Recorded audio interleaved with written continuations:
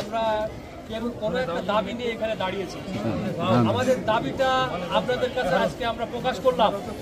আমরা দীর্ঘ 30 বছর ধরে আমরা একই সাথে একই প্ল্যাটফর্মে আমরা প্রাইমারির সাথে কেন বলতেছে উনি আমার প্রধান শিক্ষক আমার স্কুলে বলুন আমরা দাবি করছি একটা সরকার গঠন হয়েছে, এর ভিতরে আমরা কেন এত বড় একটা বৈষম্যের শিকার হচ্ছি।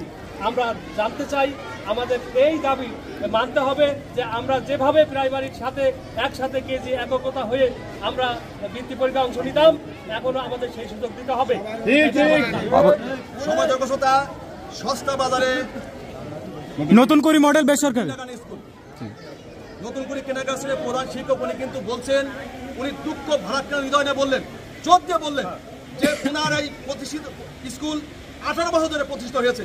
এই 18 বছরে কিন্তু তারা প্রাথমিক বিদ্যালয়ের সরকারি প্রাথমিক বিদ্যালয়ের ছাত্রছাত্রীর সাথে একযোগে সমান তালে তারা কিন্তু বৃত্তি পরীক্ষা দিয়ে আসছে। তাহলে কেন হঠাৎ করে কিন্ডারগার্টেন স্কুলের স্টুডেন্টরা বৃত্তি পরীক্ষা দিতে পারবে না?